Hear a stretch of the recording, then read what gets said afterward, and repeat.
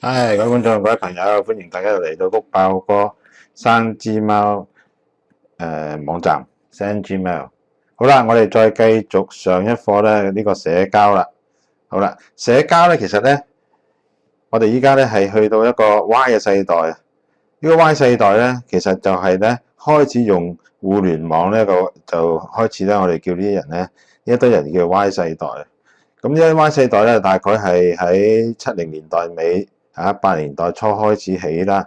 咁呢一個咧，互聯網開始崛起啦，資訊高速公路咧亦都崛起啦。咁跟住咧就到呢一個咧90年代咧就開始互聯網咧就已經形成咗咧，變咗普遍啦。跟住咧就再到咧公元2000年之後咧，社交網站咧亦都崛起啦。咁啊越嚟越多人使用添。好啦，谷歌咧亦都不遑多讓啊！佢咧見到 Facebook 興起，咁佢咧又創造咗咧呢個 G 加嘅社群服務嚇。大家有睇到咧 Gmail 咧幾年之前咧就仲未有呢個社交圈嘅咁最近咧佢喺 Gmail 裏邊咧都加入咗個社交圈，即係話咧喺另外一邊咧喺社群咧。你見到咧，如果你打開谷歌嘅搜尋器咧，你見到左上角咧就會有個 G 加喺度嘅嚇。咁跟住個名咧就加入去啦。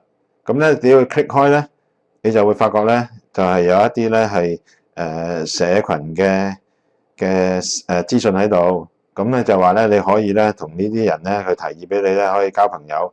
咁呢度咧點解會有呢啲人提議俾你咧？就係話咧就係佢係基於你俾出嚟嘅個人資料，譬如你係邊間學校嘅學生啊曾經係邊間公司嘅職員啊，又或者係邊個社區嘅會員啊咁樣之類。好啦，咁如果咧我哋淨係咧係我哋嘅對象咧，淨係我哋嘅朋友。或者我哋嘅家人咁咧我哋未必幫到我哋做生意喎。咁如果我哋咧想我想呢個社群咧幫你哋做生意咧，其實咧有一樣嘢好重要嘅，就係話咧無論你喺 Facebook 又好，你喺 G 加又好，你喺呢一個Twitter 又好，你嘅社群裏邊咧有咩特徵啊？你梗係會 join 個社群咧，你加個社群咧就係話會同你有共同興趣嘅，係咪啊？咁如果你加入呢個社群之後咧，咁你可能會認識一啲人喎，佢會提議一啲人俾你嘅。但係如果你唔加入一啲社群咧，佢只不過係基於你認識嘅公司啦、你認識嘅人啦、你嘅同學啦、你嘅舊同事啦、你嘅親戚嘅朋友啦，咁係唔足夠嘅。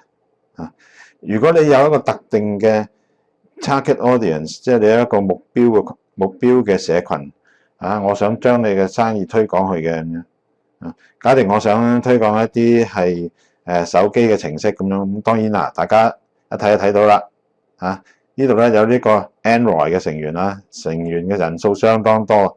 咁如果你話我想向手機程式咧係你寫咗一個手機嘅程式，好想賣出去咁樣，你當然係透過呢個 Google 嗰個Web Store 或者 Google Play 咁樣推出去啦。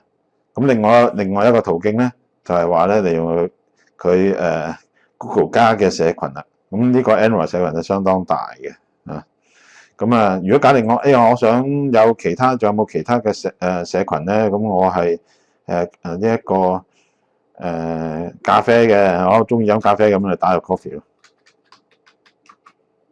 咁睇下有冇啲咖啡社群咯。咁我想賣咖啡咁樣原來哇好多咖啡社群啊！其實同呢一個咧 Facebook 都係一樣嘅咁當然我哋係要揾一啲咧係社群係人數多嗰啲就着數啲啦。因為有可能咧，如果你推咖啡咁樣你開間咖啡店咁你想向住呢個社群咧去推廣，咁越多人嘅社群咧，就梗係越多人會有機會咧 suggest 會接觸你。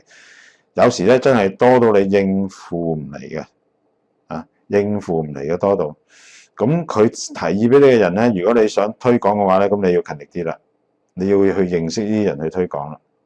特別如果係咧唔係對付公司嘅客戶，你係面對一啲咧係消費者啊或者個人消費者嘅客戶咧，咁呢個咧群組嘅力量係非常之強大嘅。好啦，我哋喺 Gmail 裏邊咧，我哋翻返去，你都可以發 email 俾群組嘅。假定你要認識咗某個群組咧，我哋組織咗咧呢一個群組之後咧，就會喺你嘅社交圈度出現啦。你可以將你嘅群組咧擠咗喺左手邊嘅社交圈裏邊。咁咧，而透過呢個社交圈咧，去發 email 嘅。